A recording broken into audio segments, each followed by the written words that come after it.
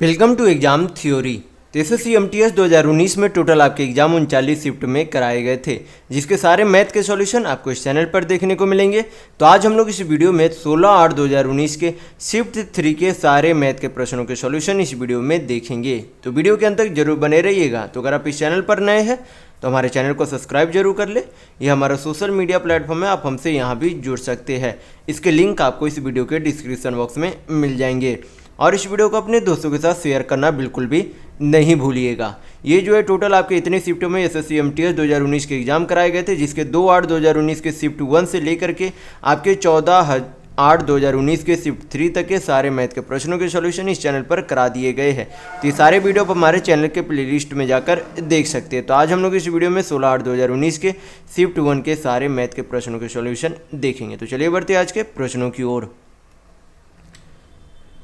देखेंगे question number 1। यहाँ पर क्वेश्चन में दिया गया है कि एक क्रिकेट टीम ने जो है 30 ओवर में 156 रन बनाए, उसे जो है 50 ओवर में 275 रन बनाने हैं। अगले 20 ओवर में उसे प्रति ओवर जो है कितने औसत रन बनाने की ज़रूरत है, ये आपसे पूछा जा रहा है। तो यहाँ पर सबसे पहले हमें निकालना होगा कि उसे जो है 20 ओवर में टोटल कितने रन बनाने हैं। तो यहाँ पर जो है टोटल रन बनाना था 275, उनमें से 30 ओवर में 156 रन बना लिया गया है। तो बचा हुआ रन कितना? तो यहाँ पर क्या करेंगे, 275 माइनस आपका क्या कर देंगे, 156 करेंगे। तो आपका माइनस करने पर यहाँ पर से कितना आ जाएगा, 9, 1 यहाँ पर से और 1, यानी कि 119 रन जो है अभी भी आपका क्या है बचा हुआ, जो कि 20 ओवर में बनाना है। तो हमें जो औसत रन निकालने के लिए क्या करेंगे हम लोग, टोटल ओवर से, यानी कि जितना ओवर अभी शेष बचा हो उसको क्या कर देंगे, 119 को उससे भाग कर देंगे, यानी कि टोटल ओवर कितना है, 20 है। हल करेंगे आपका आंसर आ जाएगा यहाँ पर से। तो आपका यहाँ पर से कितना आएगा, 20 25 100.19, यानी कि 20 × 180, और आपका यहाँ पर 10 बचा तो 20 25 100 होगा। यानी कि आपका जो है औसतन बचे हुए 20 ओवर में आपका जो है यहाँ पर औसत रन कितना बनाना होगा, 5.95 बनाना होगा। तो यहाँ पर आपका ऑप्शन नंबर 1 बिल्कुल सही होगा। देखेंगे नेक्स्ट क्वेश्चन, क्वेश्चन नंबर 2। यहाँ पर क्वेश्चन में दिया गया है कि 35 सेंटीमीटर व्यास की कोई गोलाकार बॉल 20 बार लुढ़कती है, उसके द्वारा तय की गई दूरी कितनी है, ये आपसे पूछा जा रहा है। तो जब भी जो बॉल होता है वो कैसा होता है, वृत्ताकार होता है। तो हमें जो है, और जब वो लढ़कती है या फिर जब वो कोई भी डिस्टेंस ट्रैवल करती है तो वो अपने परिधि यानी कि पेरीमीटर के आधार पर ट्रैवल करेगी।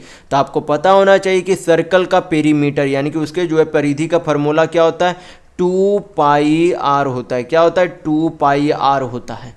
तो क्या करेंगे, वैल्यू पुट करेंगे, सारा आपका आंसर आ जाएगा आसानी से। तो क्या करेंगे, वैल्यू पुट करेंगे तो 2 पाई का क्या लिख सकते हैं, 22/7। यहाँ पर से जो है व्यास दिया गया है, हमें क्या चाहिए, त्रिज्या चाहिए। तो व्यास का आधा क्या होता है, आपका त्रिज्या होता है। व्यास का क्या आधा होता है, त्रिज्या आधा होता है। तो 35 सेंटीमीटर अगर व्यास है तो आधा कितना हो जाएगा, 35/2 सेंटीमीटर होगा। लेकिन आपसे दूरी किस में पूछा जा रहा है, दूरी बोला जा रहा है कि आप मीटर में बताइए। तो अगर व्यास सेंटीमीटर में है तो उसे किस में चेंज करना होगा, मीटर में चेंज करना होगा। तो सेंटीमीटर को मीटर में चेंज करने के लिए क्या करेंगे, 100 से भाग करेंगे। क्या करेंगे, 100 से भाग करेंगे। तो ये तो आपका क्या हो गया, एक गोलाकार, यानी कि एक बॉल जब एक बार लुढ़केगी तब आप इतना ट्रैवल करेगी, इतना डिस्टेंस। लेकिन वो कितनी बार लुढ़कती है, तो 20 बार लुढ़कती है। तो क्या करेंगे, टोटल डिस्टेंस निकालने के लिए 20 से गुना कर देंगे।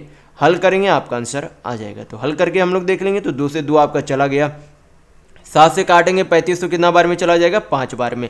20 25 आपका कितना होता है, 100 से 100 आपका चला गया। तो बचा आपका कितना, 22, यानी कि उस बॉल के द्वारा कुल मिलाकर 22 मीटर की दूरी जो है 20 बार लुढ़कने पर 22 मीटर की दूरी तय की जाएगी। तो यहाँ पर आपका ऑप्शन नंबर 3 बिल्कुल सही होगा। तो अगर आपको वीडियो पसंद आ रहा है तो लाइक करते जरूर चलिएगा। देखेंगे नेक्स्ट क्वेश्चन, क्वेश्चन नंबर 3। यहाँ पर क्वेश्चन में दिया गया है कि एक आयताकार उद्यान को पुनः डिजाइन किया गया, जिसके फलस्वरूप जो है उसकी लंबाई 50% बढ़ गई। यदि उद्यान के क्षेत्रफल में कोई परिवर्तन नहीं हुआ तो चौड़ाई यानी कि ब्रेथ में उसके कितने प्रतिशत की कमी हुई, ये आपसे पूछा जा रहा है। तो आयत का तो सबसे पहले आपको यहाँ पर जो है आपको बोला गया कि क्षेत्रफल में कोई परिवर्तन नहीं हुआ। तो सबसे पहले आपको पता होना चाहिए कि आयत के क्षेत्रफल का फॉर्मूला क्या होता है, तो फार्मूला आपका होता है लेंथ इंटू ब्रेथ, यानी कि लंबाई गुना चौड़ाई होता है। क्या होता है? लंबाई गुना चौड़ाई होता है। तो यहाँ पर बोला गया है कि लंबाई में जो है कितने की वृद्धि हुई? 50% की वृद्धि हुई। तो 50% का फ्रैक्शन वैल्यू कितना होगा? 1/2 होगा। कितना होगा? 1/2 होगा। यानी कि यहाँ पर से पता चलता है कि अगर पहले लंबाई 2 यूनिट थी तो उसमें 1 यूनिट की क्या हुई? वृद्धि हो गई, और बढ़कर कितना हो जाएगा? 3 यूनिट हो जाएगा। यानी कि पहले अगर लेंथ, यल से आप यहाँ पर से लेंथ डिनोट करेंगे, तो अगर पहले लंबाई 2 यूनिट थी तो अब कितनी हो गई? 3 यूनिट हो गए। तो आपका ब्रेथ क्या हो जाएगा? अगर उसके क्षेत्रफल में कोई परिवर्तन नहीं आ रहा है तो जिस तरह से लेंथ में वृद्धि हुई है उस तरह उल्टा अनुपात में क्या हो जाएगा? ब्रेथ आपका चला जाएगा। यानी कि 2 से अगर 3 आपका लेंथ हुआ तो ब्रेथ आपका क्या हो जाएगा? 3 से 2 हो जाएगा।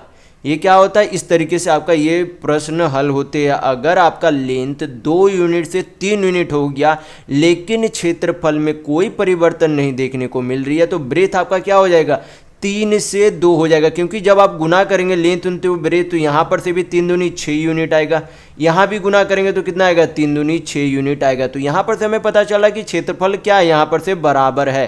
तो आपका ब्रेथ क्या होगा? 3 यूनिट से 2 यूनिट हो जाएगा। तो यहाँ पर कमी कितने को देखने को मिल रही है? 3 यूनिट से 2 यूनिट हो गया, यानी कि 1 यूनिट की कमी देखने को मिल रही है। और कमी किस में होगी? पहले वाले में। तो पहला वाला कितना है? 3 यूनिट। हमें परसेंट में वैल्यू चाहिए तो क्या करेंगे? यहाँ पर 100 से गुना करेंगे, हल करेंगे, आपका कितना आएगा? 33.1/3% आपका क्या आएगा? कमी आएगा। क्या चीज़ में कमी आएगा? चौड़ाई में, यानी कि आयताकार के चौड़ाई में इतना प्रतिशत की कमी आएगी। देखेंगे नेक्स्ट क्वेश्चन, क्वेश्चन नंबर 4।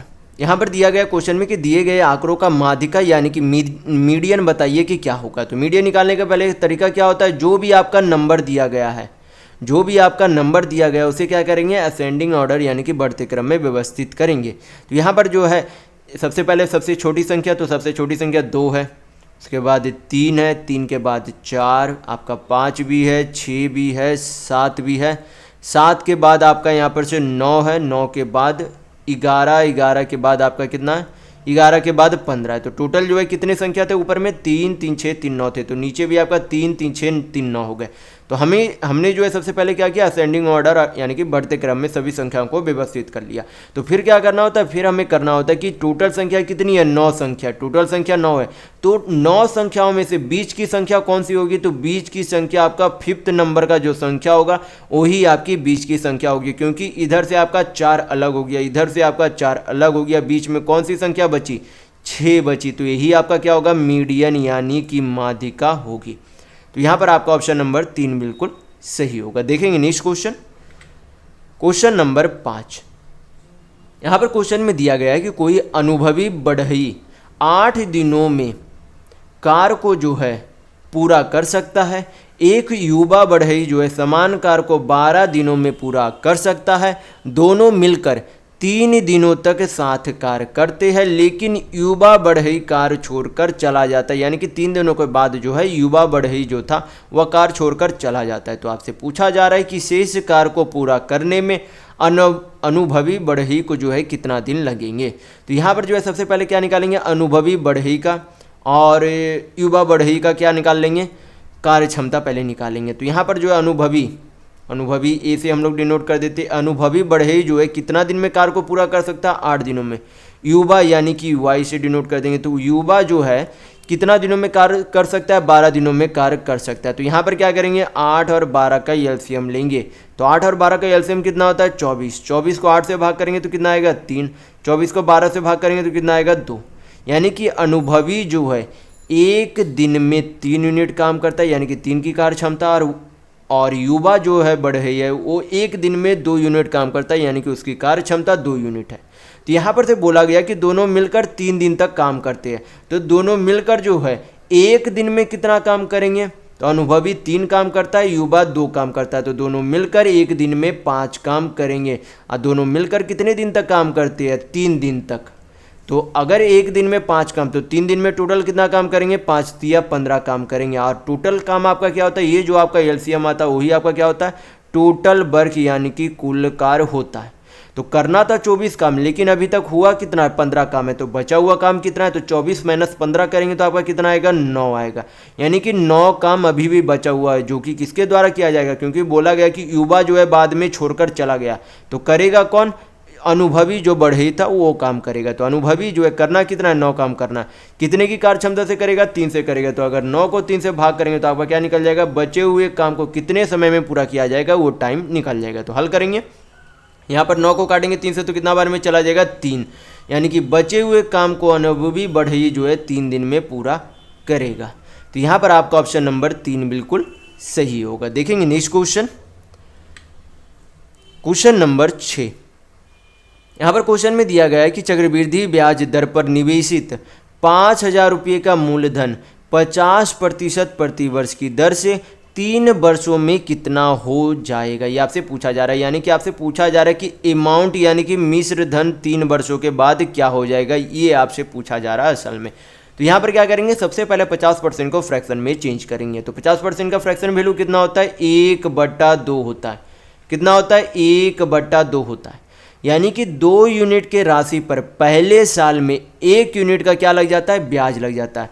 यानी कि इधर आपका क्या रहेगा, प्रिंसिपल यानी कि मूलधन, इधर आपका क्या रहेगा, अमाउंट। रेशियो में हम लोग इसे जो है रेशियो मेथड से बनाएंगे। किससे बनाएंगे, रेशियो मेथड से।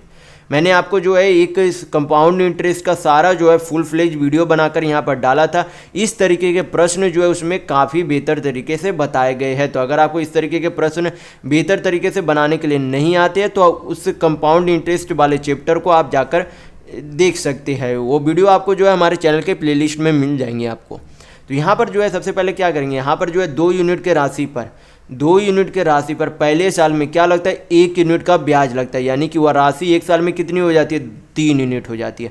और ऐसा जो है कितने साल तक होता है, 3 सालों तक होता है। यानी कि ये रेशियो कितनी बार जाएगी, तो 3 बार जाएगी। यानी कि 2:3, 2:3।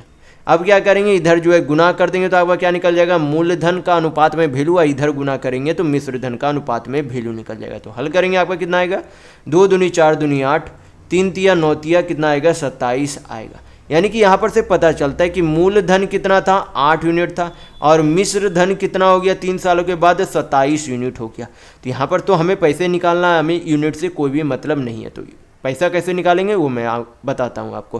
तो यहाँ पर जो है 8 यूनिट का वैल्यू यानी कि प्रिंसिपल का वैल्यू यहाँ पर कितना दिया गया, बोला गया कि 5,000 रुपये के बराबर है। तो यहाँ पर से हम लोग क्या निकाल सकते हैं, 1 यूनिट का वैल्यू निकाल सकते हैं। तो 1 यूनिट का वैल्यू कितना हो जाएगा, 5,000/8। हमें क्या चाहिए, मिश्र धन चाहिए। तो मिश्र धन यहाँ पर यानी कि अमाउंट कितना है, तो 27 यूनिट है। तो 1 यूनिट का वैल्यू इतना है, तो 27 यूनिट का वैल्यू निकालने के लिए क्या करेंगे, इंटू 27 करेंगे, हल करेंगे, आपका वैल्यू आ जाएगा। तो हल कर लेंगे यहाँ पे, तो आपका यहाँ पर से आ जाएगा 27/25, यहाँ पर गुना कर देते, 27/25 आपका कितना हो जाता है, 135,000 हो जाएगा बटा 8। 8 से भाग करेंगे तो आपका कितना आ जाएगा, 8 से यहाँ पर एक बार में आपका यहाँ पर 8, यहाँ पर 5 तो 8 छक 48, यहाँ पर से आपका कितना बच जाएगा, 7। तो 8 8 64, 6 बचा, तो 8 7 56, 8 5 40, यानी कि 16,875 रुपये आपका क्या हो जाएगा, 3 सालों के बाद मिश्र धन हो जाएगी। तो यहाँ पर आपका ऑप्शन नंबर 3 बिल्कुल सही होगा। देखेंगे नेक्स्ट क्वेश्चन, देखेंगे क्वेश्चन नंबर 7। यहाँ क्वेश्चन में दिया गया है कि एक मंदिर में जो है 5 घंटियाँ हैं जो क्रमशः 12, 15, 16, 20 और 25 मिनटों के अंतराल पर बजती है। यदि वे सभी एक साथ आधी रात को बजती है, यानी कि आधी रात आपका कितना हो जाएगा, 12 AM होगा। कितना बजेगा आपका, 12 AM होगा। यानी कि आधी रात को बजती है। तो आपसे पूछा जा रहा है कि अगली बार एक साथ वे किस समय, यानी कि कितने घड़ी में कितने समय बजेगी, तब वह एक साथ बजेगी। तो यहाँ पर जो है क्या करना होगा, हमें जो है इन सभी संख्याओं का यानी कि जो मिनटों में समय दिया गया है उनका क्या निकालना होगा, एलसीएम यानी कि लघुत्तम समावर्तक निकालना होगा। तो एलसीएम कैसे निकालेंगे, सबसे पहले बड़ी संख्या 25 को ले लेंगे, उससे पहले फिर उसके बाद छोटी संख्या यानी कि 20 है, 20 में से 5 आपका इसमें रह गया तो 4 यहाँ पर ले लेंगे। 16 में आपका यहाँ पर फिर से 4 आ जाएगा, 15 में आपका यहाँ पर से 3 आ जाएगा, और 4 तिया 12 गुना करेंगे आपका एलसीएम यहाँ पर से आ जाएगा। तो कितना होगा आपका, 25 चौक 100, 400 और 400 तिया 1200, यानी कि इन सभी संख्याओं का एलसीएम कितना आ गया, 1200 आ गया। तो ये जो आपका थोड़ा शॉर्टकट तरीका है, आप अगर बेसिक से निकालना चाहे तो आप कॉपी पेन निकाल कर देख सकते हैं, आपका 1200 ही एलसीएम आएगा इन सभी संख्याओं का। तो यहाँ पर जो आपका क्या आ गया, इन सभी संख्याओं का एलसीएम यानी कि लघुत्तम आ गया। इसको क्या करेंगे, इसको जो है यहाँ पर से टोटल जो है इसको जो है 60 से भाग दे देंगे, क्योंकि हमें जो है समय किस में चाहिए, घंटे में चाहिए। लेकिन ये जो आपका एलसीएम में जो आपका समय आया वो किस में आया, मिनट में आया। तो इससे पहले क्या करेंगे, हम लोग घंटा में चेंज करेंगे कि कितने घंटे बाद बजेगी। तो कितने घंटे बाद बजेगी, घंटा में चेंज करने के लिए 60 से भाग करेंगे तो 0 से 0 चला गया, 6 से काटेंगे तो कितना बार में चला जाएगा, 20 बार में, यानी कि 20 घंटे बाद, यानी कि रात के 12 बजने के 20 घंटे बाद वे फिर से एक बार बजेगी। तो यहाँ पर जो है 12 रात में बजा था, तो 12 घंटा सवेरे, फिर 8 बजेगा, यानी कि आपका कितना बजेगा, 8 बजेगा, यानी कि 12 सवेरे प्लस 8 घंटा, यानी कि 8 बजे रात में बजेगी। कब बजेगी, 8 बजे रात में बजेगी, क्योंकि जब 12 बजे रात में बजी तो फिर 12 बजे सवेरे तक कितना घंटा ले चुकी होगी समय, यहाँ तक तो आपका 12 घंटा हो गया, लेकिन टोटल जो है 20 घंटा लेना है, यानी कि 12 में 8 घंटा और जुटेगा, यानी कि 8 बजे रात में बजेगी। तो यहाँ पर आपका ऑप्शन नंबर 2 बिल्कुल सही होगा। देखेंगे नेक्स्ट क्वेश्चन, क्वेश्चन नंबर 8। यहाँ पर क्वेश्चन में दिया गया कि 8 व्यक्तियों के एक समूह में जब एक सदस्यों के स्थान पर 80 केजी वजन का कोई व्यक्ति और कोई और व्यक्ति जो है समूह में शामिल हुआ, तो समूह का औसत वजन 2.5 केजी बढ़ गया, यानी कि इंक्रीजमेंट देखने को मिली। तो आपसे पूछा जा रहा है कि जिस सदस्य को बदला गया उसका वजन कितना है, ये आपसे पूछा जा रहा है। तो यहाँ पर जो है सबसे पहले हम लोग निकाल सकते हैं कि नए व्यक्ति के आने पर कुल वजन में कितने की वृद्धि हुई। तो औसत वजन में 2.5 की वृद्धि हुई। टोटल कितने लोग थे, 8 लोग थे। तो अगर दोनों को गुना कर देंगे तो आपका क्या निकल जाएगा कि नए व्यक्ति आने पर कुल वजन में कितने वजन की वृद्धि हुई।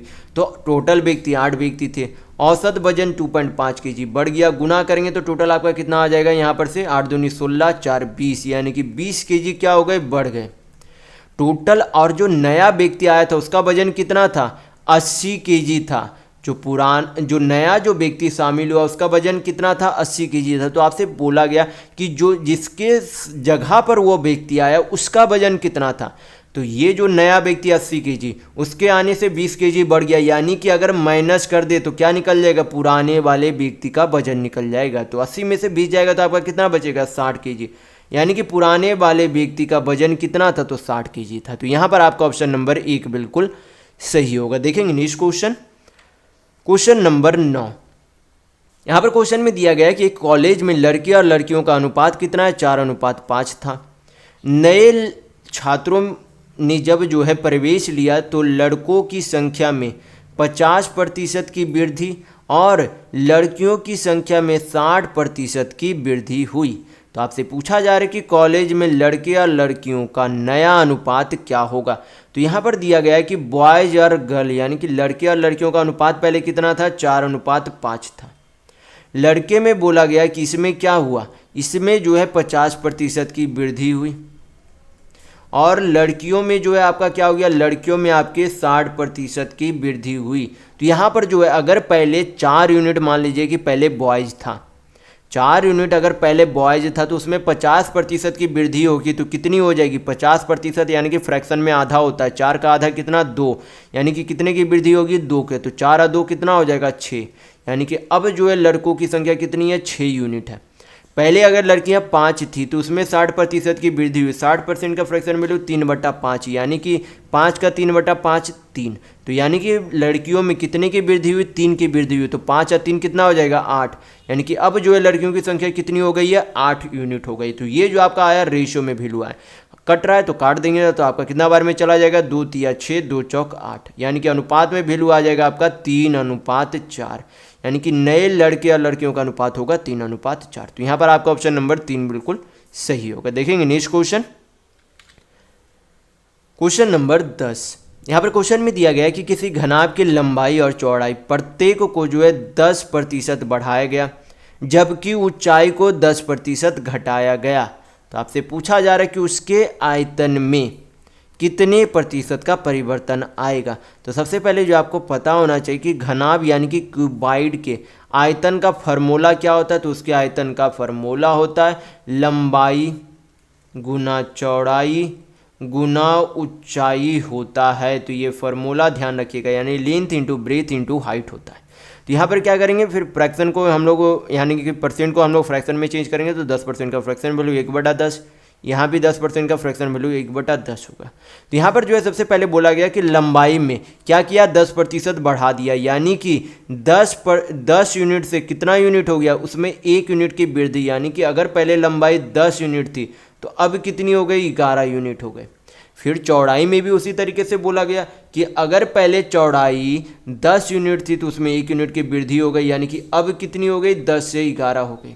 लेकिन बोला ऊंचाई में कि क्या हुआ, 10% की कमी हुई, यानी कि 10 यूनिट्स में 1 यूनिट की क्या हुई, कमी देखने को मिली, यानी कि 10 यूनिट से कितनी हो गई, 9 यूनिट हो गई।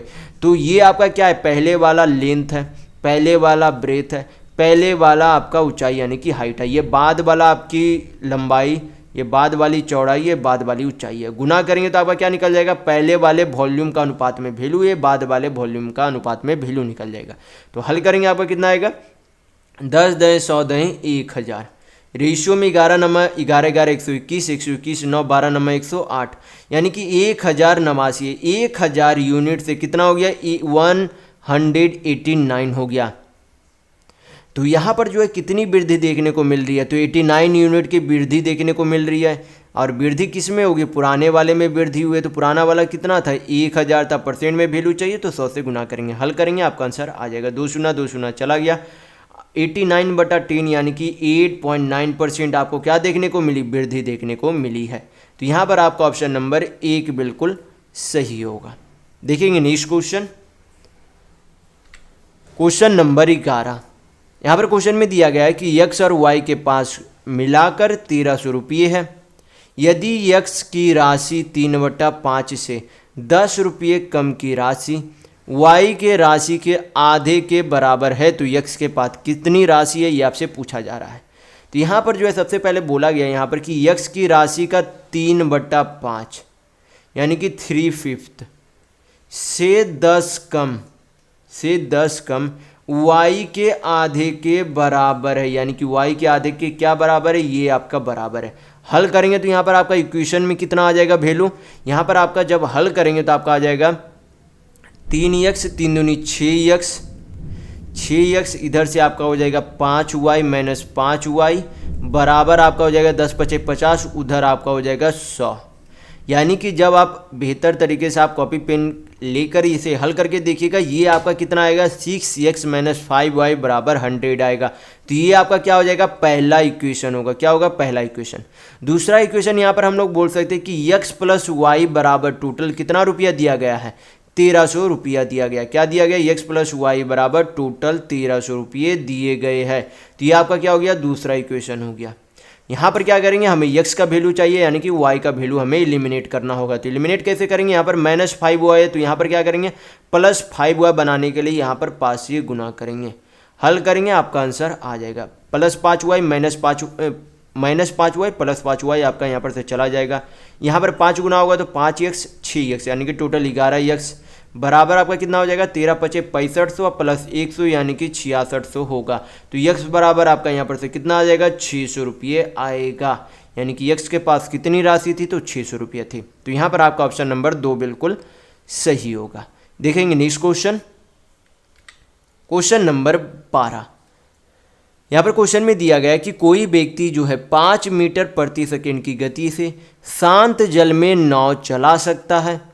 वह जो है 10 सेकेंड और 25 सेकेंड में क्रमशः उच्च एवं न्यून ज्वार भाटाओं के दौरान किसी नदी में 200 मीटर दूरी यानी कि डाउन स्ट्रीम 200 मीटर जो अनुप्रवाह यानी कि डाउन स्ट्रीम यानी कि धारा के साथ जो है दूरी तय करता है। तो उच्च और न्यून ज्वार भाटाओं के दौरान नदी में बहने वाले जल की गति मीटर प्रति सेकेंड में क्या है। यानी कि जब उच्च ज्वार भाटा आती है और जब न्यून ज्वार भाटा होती है, तब जो है नदी की स्पीड यानी कि आपका जो है जल की गति आपसे पूछा जा रहा है। तो यहाँ पर जो है सबसे पहले बोला गया कि जब जो है उच्च गति होती है, जब ज्वार भाटा की उच्च गति होती है, तो उस नाव के द्वारा 200 मीटर तय करने में 10 सेकेंड का समय लगता है। जब उच्च ज्वार भाटा होती है तब उस नाव को 200 मीटर दूरी तय करने में 10 सेकंड का समय लगता है। तो यहाँ पर से हम लोग क्या निकाल सकते हैं, चाल निकाल सकते हैं कि जब उच्च ज्वार भाटा होती है तब उस नाव की चाल कुल कितनी हो जाती है। तो यहाँ पर से जो है चाल बराबर, आपको काफ़ी बार मैं बता चुका हूँ पुराने वाले वीडियो में कि चाल बराबर क्या होता है, दूरी बट्टा समय, यानी कि स्पीड बराबर डिस्टेंस बाई टाइम होता है। तो हमें जो है चाल निकालना है, तो चाल बराबर दूरी बट्टा आपका समय, काटेंगे तो आपका कितना आ जाएगा यहाँ पर से 20 मीटर पर सेकेंड किसकी चाल आ जाएगी, जब उच्च ज्वार भाटा होगी तब नाव की चाल प्लस धारा की चाल, यानी कि कुल मिलाकर नाव की चाल कितनी हो जाएगी, 20 मीटर पर सेकेंड होगी। लेकिन यहाँ पर से हमें जो है नदी की गति निकालनी है। तो इसमें से हम लोग अगर नाव की चाल माइनस कर दे, स्थिर गति में नाव की चाल जितनी रहती है उतनी माइनस कर दे, तो आपका क्या निकल जाएगा, उच्च ज्वार भाटा में नदी की बहने वाली गति पहली वाली निकल जाएगी। तो 20 मीटर पर सेकेंड में 5 मीटर पर सेकेंड घटाएंगे तो आपका कितना आएगा, 15 मीटर पर सेकेंड आएगा। तो ये तो आपका आ गया उच्च ज्वार भाटा में नदी की गति। अब हमें जो है न्यून ज्वार भाटा में नदी की गति चाहिए। तो टोटल जो है न्यून ज्वार भाटा में भी जो है 200 मीटर तय करता है, कितने समय में, लेकिन अब 25 सेकंड में तय करता है। तो यहाँ पर 25 से भाग करेंगे तो आपका चाल कितना आ जाएगा, 8 मीटर पर सेकंड। तो ये जो है आपका न्यून धारा के समय चाल है।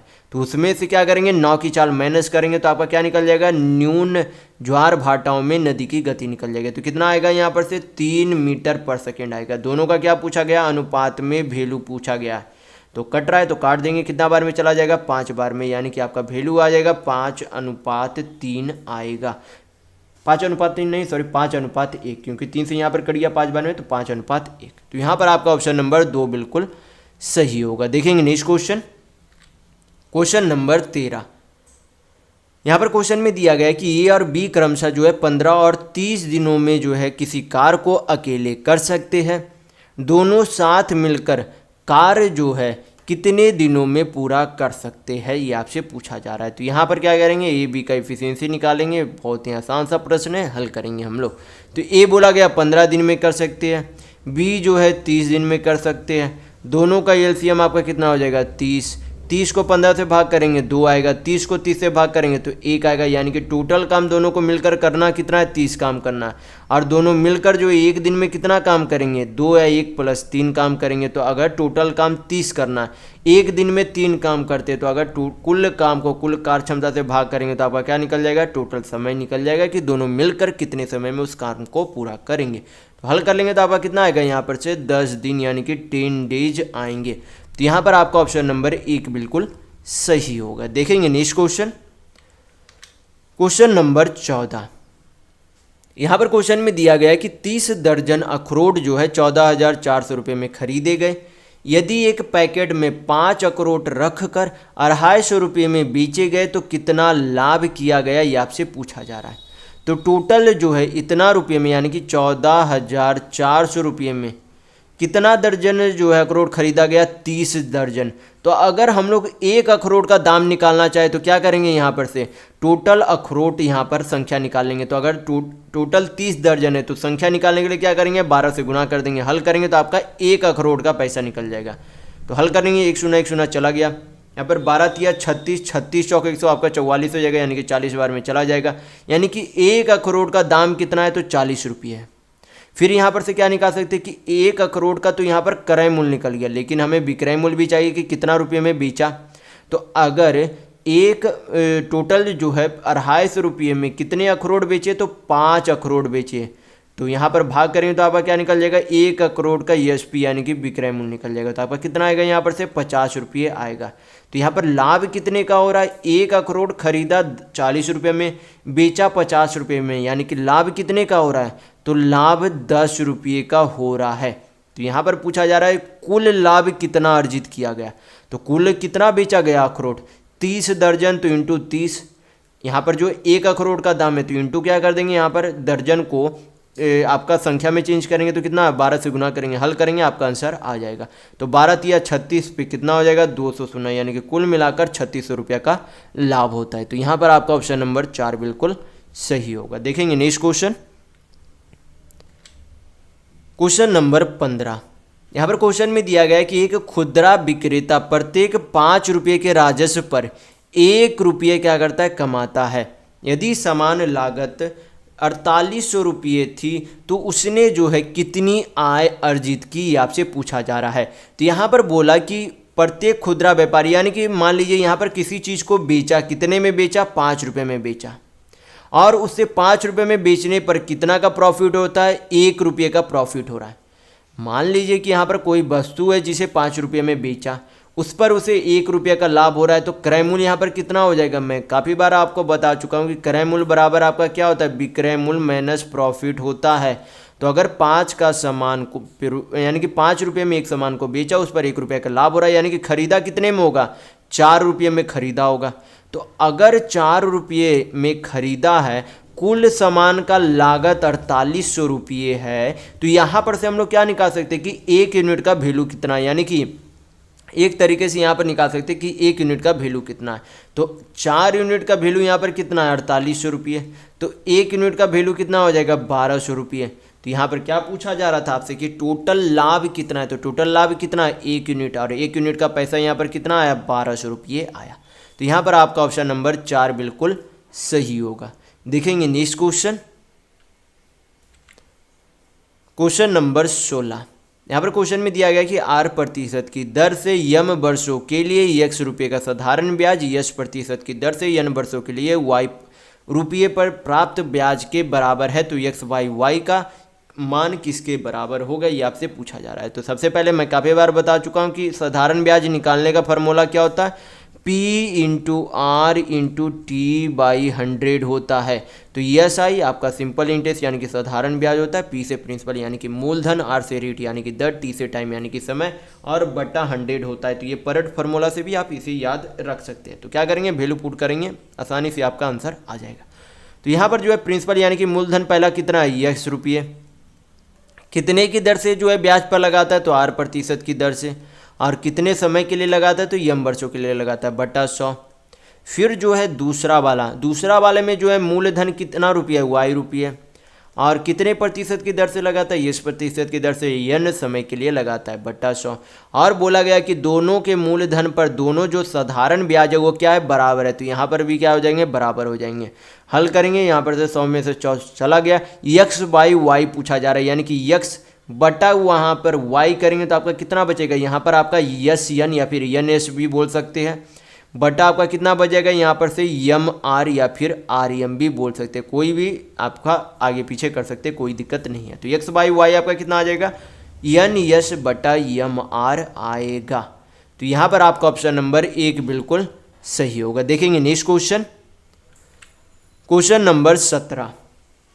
यहाँ पर क्वेश्चन में दिया गया है कि वस्तु 1 को 180 रुपये में बेचा गया, वस्तु 2 को 240 रुपये में बेचा गया, वस्तु 1 पर 20% का लाभ होता है और वस्तु 2 पर 20% का हानि यानी कि लॉस होता है। तो आपसे पूछा जा रहा है कि दोनों वस्तुओं का लागत मूल्य यानी कि CP क्या होगा, ये आपसे पूछा जा रहा है।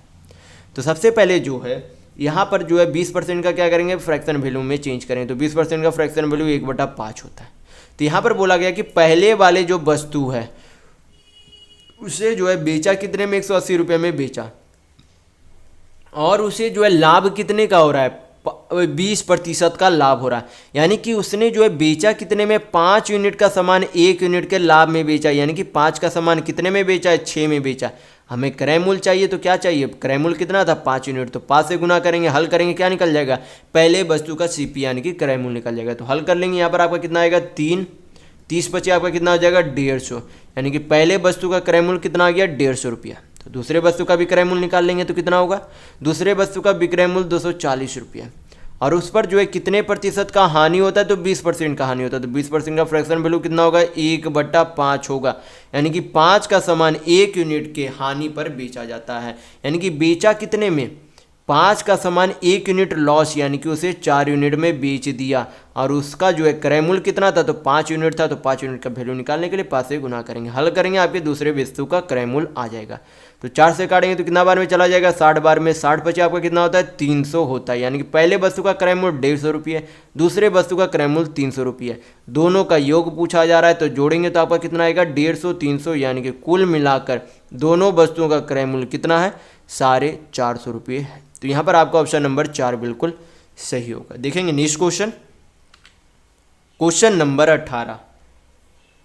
ये आपका क्या है, ग्राफ वाले क्वेश्चन है। तो यहाँ पर दिया गया है क्वेश्चन में कि यदि कंपनी प्रति बोतल पर 20% का मुनाफा कमाती है और एक बोतल की पैकेजिंग लागत जो है 0.5 रुपीज़ है, तो बोतल की विक्रय मूल्य क्या होगी। तो सबसे पहले जो है हमें क्रय मूल्य निकालना होगा। तो क्रय मूल्य कैसे निकालेंगे, यहाँ पर बोला कि पैकिंग पर जो है कुल कितना खर्च आता है, तो 0.5 रुपये आता है। और यहाँ पर जो है पैकेजिंग पर कुल खर्च का जो है कितना प्रतिशत दिया गया है कि पैकेजिंग पर खर्च होता है, तो 5% खर्च होता है। यानी कि 5% का वैल्यू, 5% का वैल्यू कितना रुपये है, तो 0.5 रुपये है।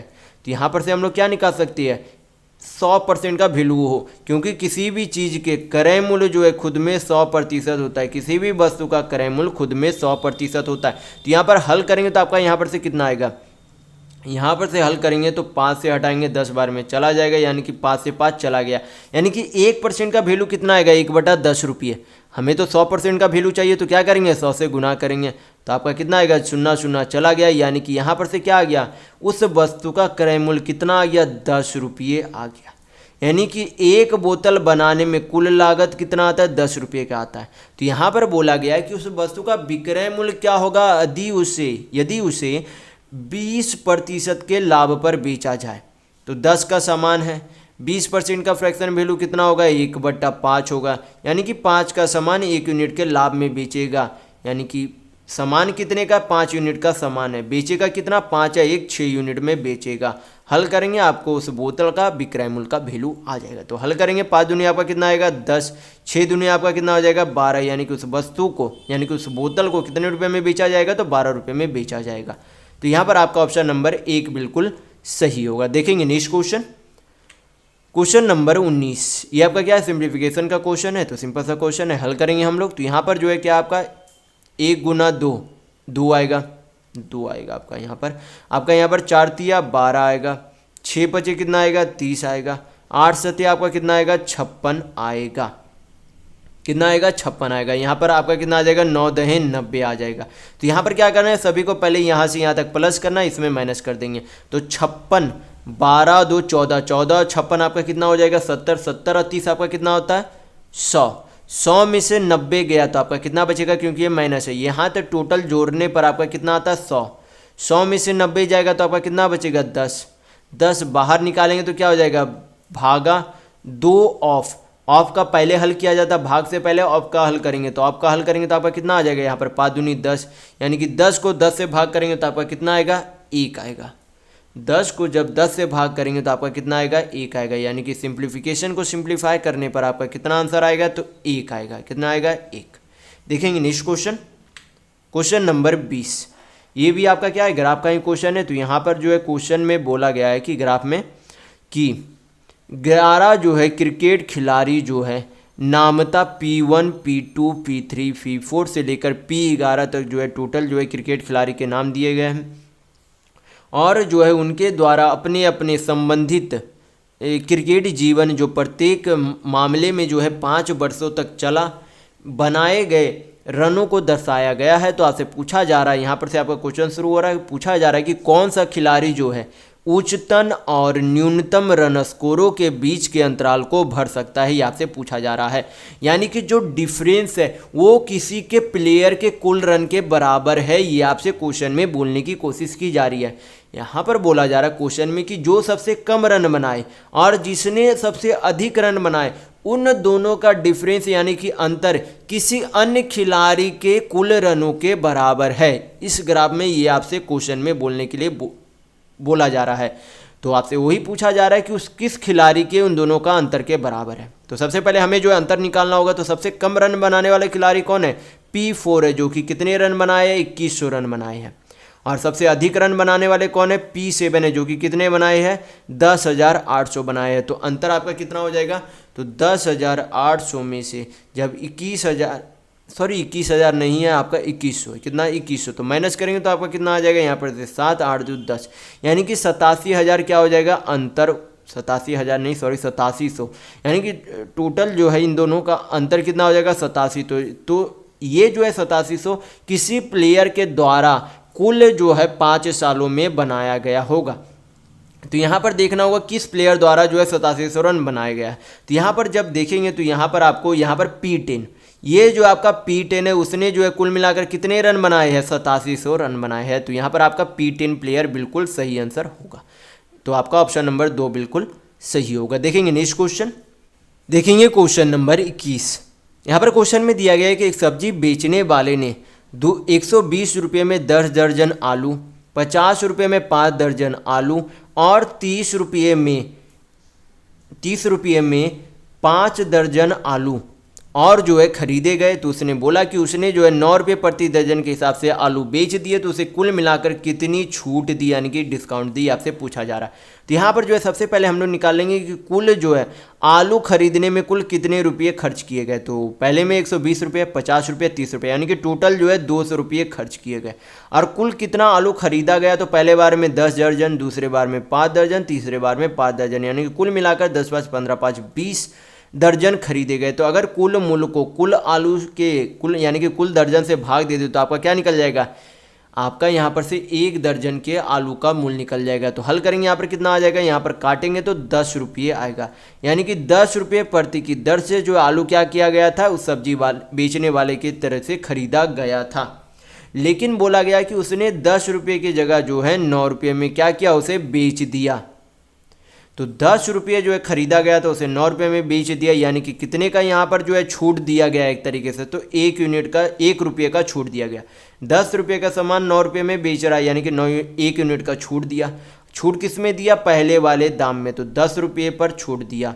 परसेंट में वैल्यू चाहिए तो 100 से गुना करेंगे, हल करेंगे, आंसर आ जाएगा। 0 0 चला गया, 10% आपका यहाँ पर आपका क्या आ गया, छूट यानी कि डिस्काउंट आएगा। तो यहाँ पर आपका ऑप्शन नंबर 4 बिल्कुल सही होगा। देखेंगे नेक्स्ट क्वेश्चन, क्वेश्चन नंबर 22। ये आपका क्या है, सिंप्लीफिकेशन का क्वेश्चन है। तो क्या करेंगे, हम लोग हल करेंगे।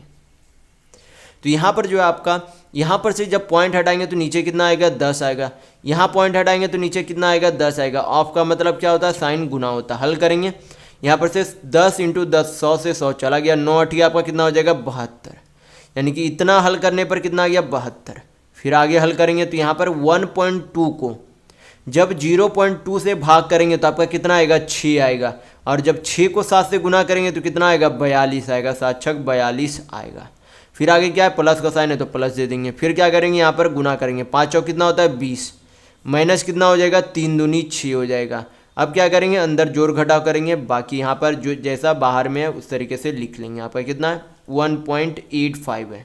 अब क्या करेंगे, सॉल्यूशन करेंगे आगे इसका, तो 72 और 20 आपका हो गया 92। 92 में से ये जो आपका 42 और 6 48, तो 92 में से 48 जाएगा तो 48 दूनी 96, यानी कि 4 कम 44 आएगा। कितना आएगा, 44।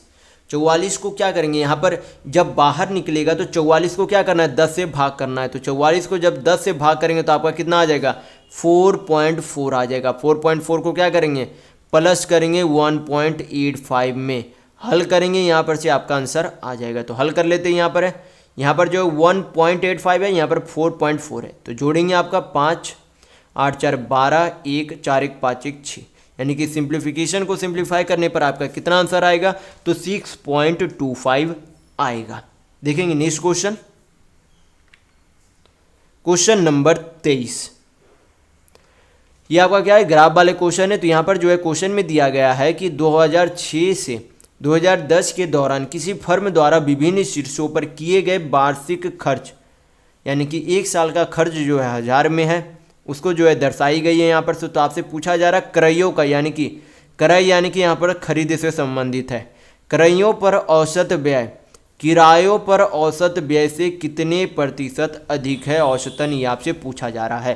तो हमें जो है क्या निकालना होगा, सबसे पहले कुल खरीद का योग निकाल कर उनका औसत निकालना होगा, और कुल किराया का योग निकाल कर क्या निकालना होगा, औसत निकालना होगा। फिर हम लोग देखेंगे कि कितने प्रतिशत का अधिक है, किराया से अधिक है कौन, खरीद यानी कि क्रय। तो यहाँ पर क्या करेंगे, टोटल पहले खरीद निकालेंगे। तो आपका टोटल खरीद कितना हो जाएगा, 2 0, यहाँ पर आपका हो जाएगा 5 3 15, हाथ में 1, 8 3 11 11, 8 8 16 16 3 19 19 20 20 1 21 2, यहाँ पर 2 2 4 4 3 7 7 4 11 11 5 16 16 2 18, यहाँ पर से रुक जाइए आप लोग, 5 पाँच 5 दिया 15, हाथ में 1, आपका यहाँ पर 18,000 ठीक है, आपका 1,81,500 आएगा। तो यहाँ पर क्या करेंगे, टोटल जो है यहाँ पर जो हमें क्या करना, औसत निकालना है, तो टोटल यहाँ पर क्या करेंगे, वर्ष से भाग दे देंगे। यहाँ पर क्या करेंगे, 5 से भाग करेंगे तो आपका क्या निकल जाएगा, कुल खरीद का औसत निकल जाएगा। तो यहाँ पर आपका औसत कितना आ जाएगा, 5 दिया आपका हो जाएगा यहाँ पर से 15, 5 दिया आपका हो गया 15, यहाँ पर होगा 3 5 36, 5 दिया 15, यानी कि 36,300 आएगा। फिर हमें क्या निकालना है, किराए का भी औसत निकालना है। तो यहाँ पर जो है कुल किराया पहले हम लोग निकाल लेंगे। तो यहाँ पर जो आपका 3 शून्य हो जाएगा, 6 4 10, 10 8 18, हाथ में 1, 4 3 7 3 10, 2 12, 2 14, 1 15, यानी कि 15,800 है। उसको क्या करेंगे, इनका भी औसत निकालना है, तो 5 से भाग करेंगे क्योंकि टोटल समय 5 साल था। तो आपका यहाँ पर से कितना आ जाएगा, 5 दिया 15, 5 1 3 बचा, 5 तक 30, यानी कि 31,000 कितना आएगा, 600 आएगा। तो यहाँ पर बोला जा रहा है कि यहाँ पर जो है कितने प्रतिशत की क्या देखने को मिली, यहाँ पर जो है कितने प्रतिशत जो है क्या है, अधिक है। तो हमें जो है तुलना किससे करना है, किराए वाले से तुलना करना है। तो पहले देखेंगे कि यहाँ पर जो है अंतर यानी कि कितना अधिक है। तो यहाँ पर जो है कितना अधिक आ जाएगा, 2 शून्य, यहाँ पर जो है 7 6 13, यहाँ पर रह गया 5 में से 1 गया 4, यानी कि 4700 क्या है, अधिक है। तुलना किससे करना है, इससे, किराए वाले से तुलना करना है। तो 31,600 परसेंट में चाहिए वैल्यू, तो 100 से गुना करेंगे, हल करेंगे, आपका आंसर आ जाएगा 2 शून्य 2 शून्य चला गया। यहाँ पर आपका जो है 4 से कट रहा है तो 4 से काट देंगे, 4 7 28, 4 9 36, 4 1 4 1 3, 4 7 28, 4 25 20, यानी कि 79 को क्या करना है, 79 से 1175 भाग करनी है।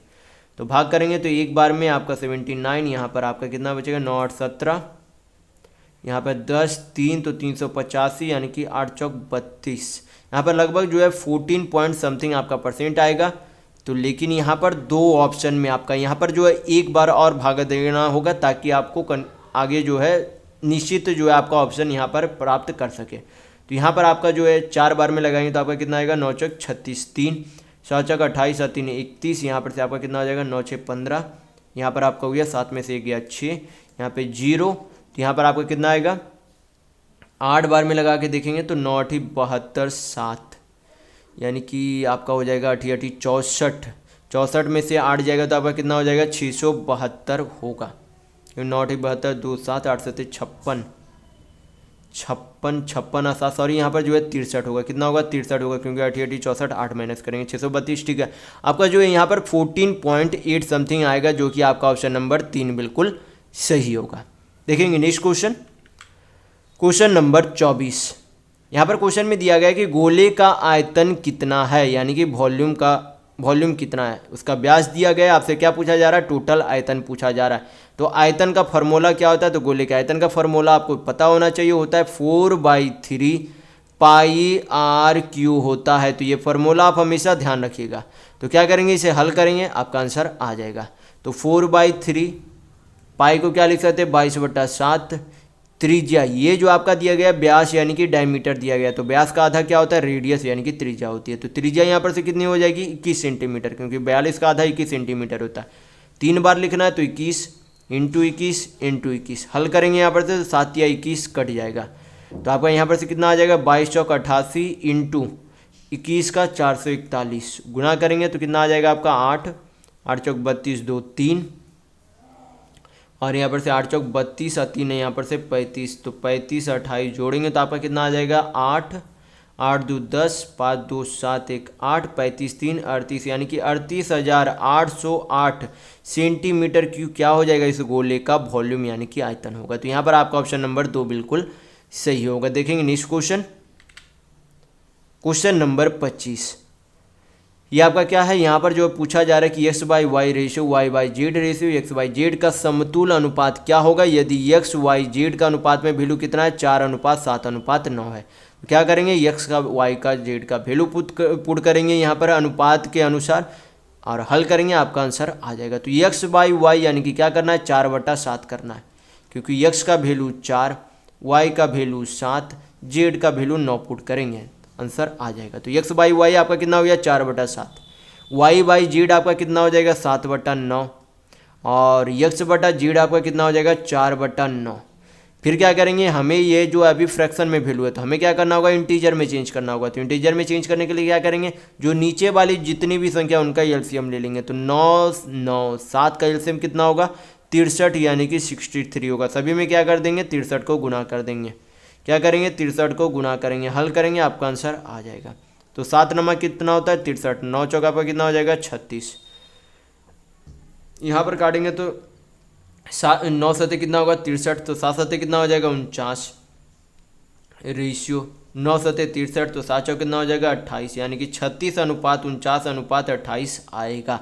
तो यहाँ पर आपका ऑप्शन नंबर 4 बिल्कुल सही होगा। तो इस वीडियो में बस इतना ही। अगर आपको वीडियो पसंद आया तो लाइक कीजिएगा, नए हैं तो चैनल को सब्सक्राइब जरूर कर लीजिएगा। ये हमारा सोशल मीडिया प्लेटफॉर्म है, आप हमसे यहाँ भी जुड़ सकते हैं। इसके लिंक आपको इस वीडियो के डिस्क्रिप्शन बॉक्स में मिल जाएंगे।